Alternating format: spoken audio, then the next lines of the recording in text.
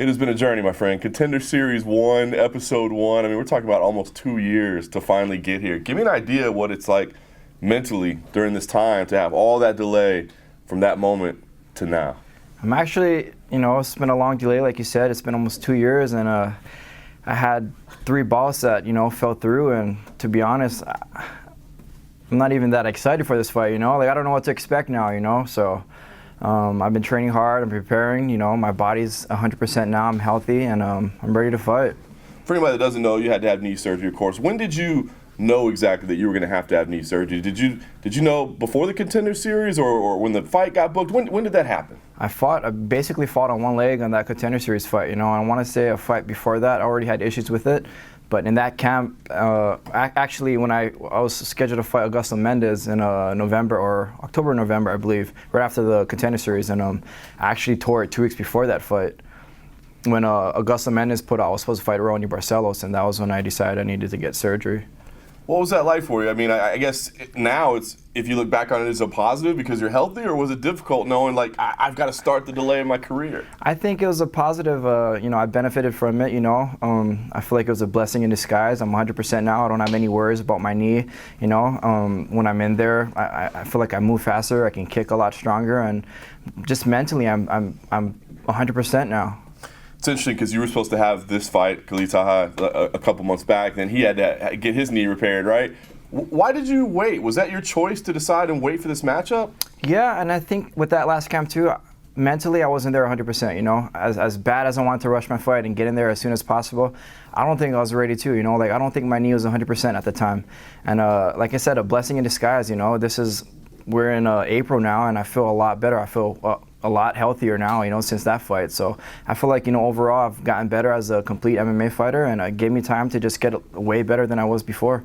We're a couple days out from the fight. You said you're not really, overly excited yet. Are you being cautious? I mean, is there any part of you that thinks, don't jinx anything, don't mess anything up, let's train light, let's be really, really safe? Get training camp's been going good, no injuries. We're just taking things lightly, weight cuts coming perfectly fine, and stoked to actually get in there on UFC 236 on a card that's going to be, filled with Hawaiians in there. Yeah, pretty cool. Concerns, I guess, would be the layoff, right? Timing, that sort of thing. I mean, have you been able to do or have you done anything specific to address, not being rusty, not having that rust from the layoff that we see sometimes?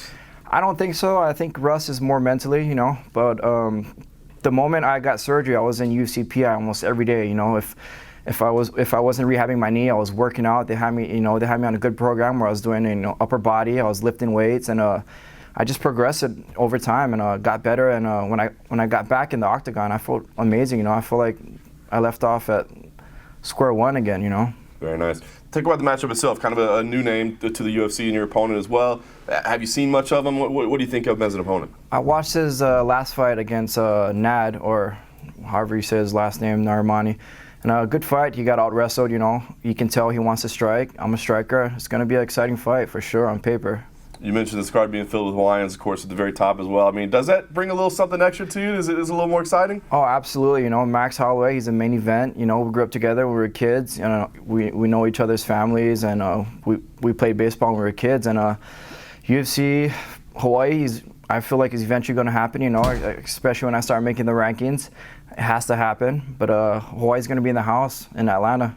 I'm looking forward to it. What's the goal here in this fight? I mean, you've had to wait so long to get here. Do you feel like you need to come in and make some kind of statement to remind the world of who you are? Or do you feel like, let's just get that first UFC win under the belt and then we'll go from there? I mean, what is your goal in this fight? I feel like I need to make a statement in this fight. I've been off for 2 years. I need to prove to the UFC why they signed me and why they need to keep me and why they need to market me and build me in the future. This is I feel like this is my toughest fight, I need to go out there and make a statement, not just win by decision and win with a knockout. I know you've probably been imagining this moment for a long, long time in your whole career. So when you play this thing out in your head, how do you get it done on Saturday? I'm going to go out there in impressive fashion. I'm going to go out there, showcase my skills, my striking. I'm a complete fighter. My talent is on a whole nother level, and you guys are going to see it on Saturday. I'm going to knock this kid out.